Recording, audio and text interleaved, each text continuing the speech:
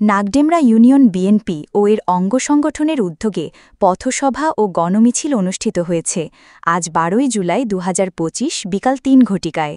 উক্ত পথসভায় বক্তব্য রাখেন বাংলাদেশ জাতীয়তাবাদী দল বিএনপি মনোনীত ৬৮ পাবনা ১ আসনের সংসদ সদস্য প্রত্যাশী বেড়া সাথিয়ার গণমানুষের নেতা, পাবনা জেলা বিএনপির সাবেক যুগ্ম সম্পাদক ও সাথিয়া উপজেলা বিএনপির সাবেক সাধারণ সম্পাদক ভিপি শামচুর রহমান, সাথিয়া উপজেলা বিএনপির সাবেক সহসভাপতি ফজলুল বারী ছান্টু, সাথিয়া উপজেলা বিএনপির সাবেক যুগ্ম সম্পাদক মোহাম্মদ শাহজাহান আলী সহ সংগঠনের অন্যান্য নেতৃবৃন্দ বক্তব্য রাখেন।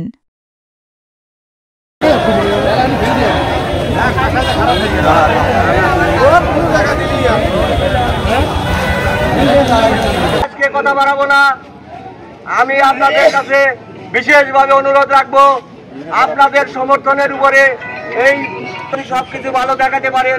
আপনাদের প্রিয় নেতা সাথিয়ার গণমানুষের নেতা, আপনাদের প্রিয় মুখ, প্রিয় নেতা জনাব শামসুর রহমান সাহেব আপনাদের সামনে বক্তব্য দেবে। এই সাথিয়ার মাটিতে গত ফ্যাসিস্ট সরকার কালনাগিনী শেখ হাসিনা সরকারের আমলে এই সাথিয়ার মাটিতে বিএনপির নেতৃত্ব কে দিয়েছে আপনারা বলেন? ভিপি শামসুদ্দিন নেতৃত্ব দিয়েছে। এই ১৭ বছর বহুবার কারাবরণ কে করেছে? এই ১৭ বছর কার বাড়িঘর আর্মি পুলিশ র্যাব ১০ বার ভেঙেছে, সেটা কার বাড়ি? আজকে সুযোগ সন্ধানী কিছু লোক আমাদের এই সাথিয়া একটু সুসংগঠিত সংগঠন, সাথিয়ার মাটি বিএনপির ঘাঁটি, সেলন্দার মাটি বিএনপির ঘাঁটি। আংশিক আজকের এই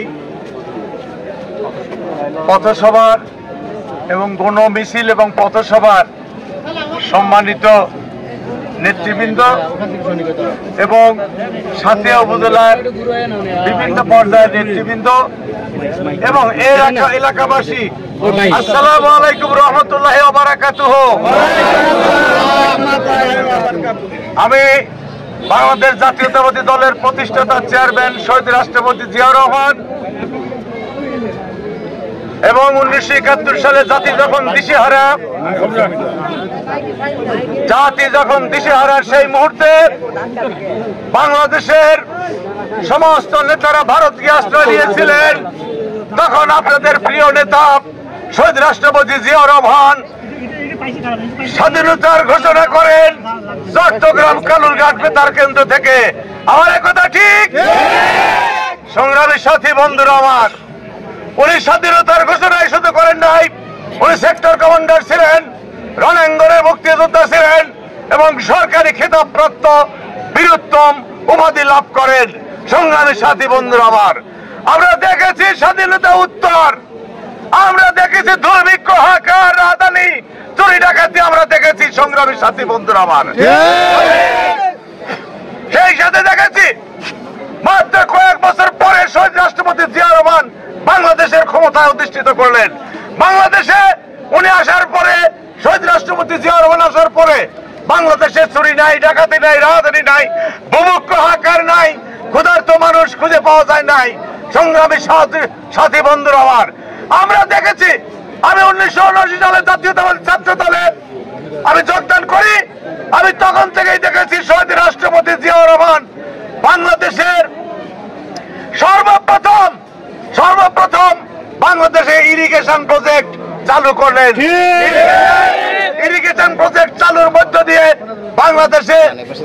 বাংলাদেশে খাদ্য সংসম্পন্ন করলেন।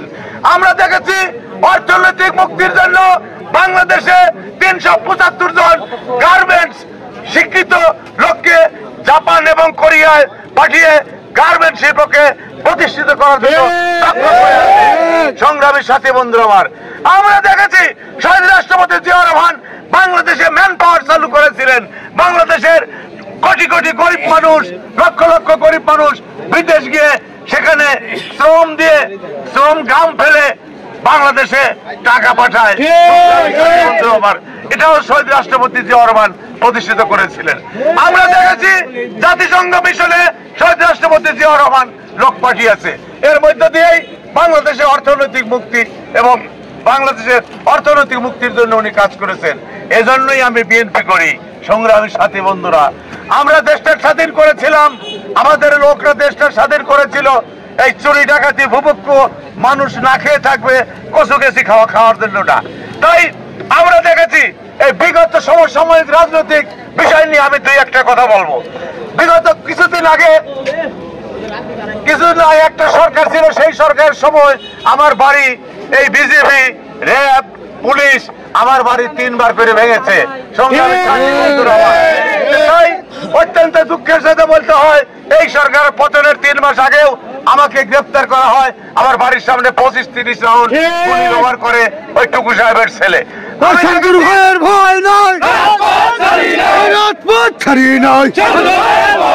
আমরা দেখেছি যে জাতীয়তাবাদী ছাত্র দল দিয়েই বাংলাদেশের আমি এই বেড়া এবং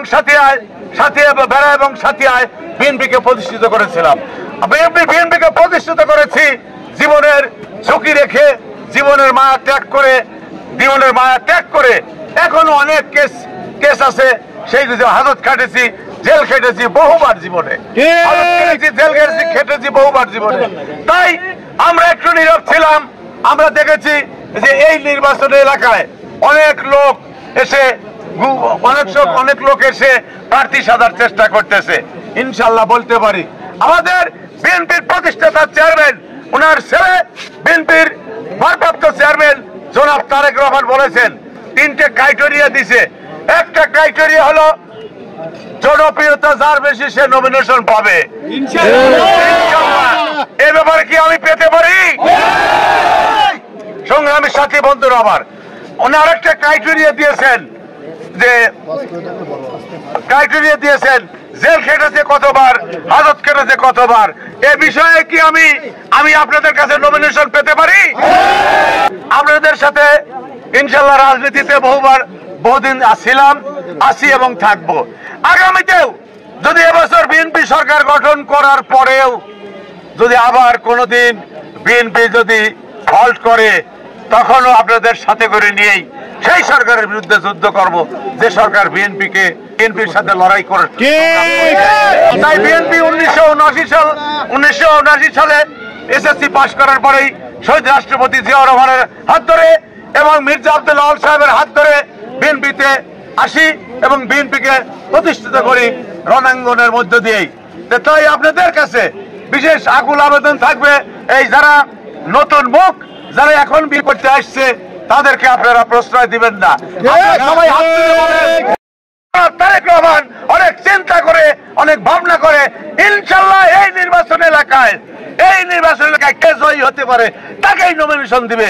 সবাই এই রোজকে উপেক্ষা করে সবাই আপনারা কষ্ট করে এখানে এসেছেন। এই নাগডামরাবাসীকে, এই অঞ্চলের সর্বস্তরের মানুষকে ধন্যবাদ দিয়ে ধানের শীষের প্রতীক বিজয়ী হওয়ার আশাবাদ ব্যক্ত করে আমি আমার বক্তব্য শেষ করছি। ভিপি শামসুরের নেতৃত্বে আজকের এই অবস্থানে আমরা এসেছি এবং আজকে যে নমিনেশন পেতে যে যোগ্যতা প্রয়োজন আমার নেতা সেটা আছে এবং সে দীর্ঘ 17 বছর আমাদের সাথে ফিল্ডে থেকে আমাদের সাথে করে নেতৃত্ব দিয়েছেন এবং ওই আওয়ামী ফ্যাসিবাদ সরকারের বিরুদ্ধে ভয়ের নেতৃত্ব দিয়ে আমাদেরকে সংগ্রাম শিখিয়েছেন এবং এ পর্যন্ত বাংলাদেশের ইতিহাসে একজন সত্যিকারের গণতন্ত্রের নায়ক হিসেবে 90-র গণঅভ্যুত্থানের নেতা শামসুর রহমানের আগামী দিনে নমিনেশন পাবে, সেটাই আমরা চাই।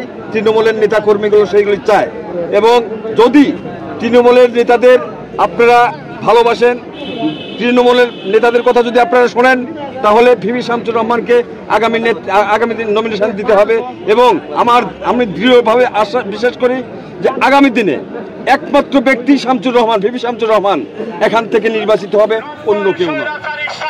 আন্দোলনের সাবেক তুখোর ছাত্র নেতা, বাংলাদেশ জাতীয়তাবাদী ছাত্র দল থেকে তিনি তিল করে তালে পরিণত হয়েছে এবং খুনি হাসিনার আতঙ্ক বাংলাদেশ জাতীয়তাবাদী ছাত্র দল 90-এর নির্বাচিত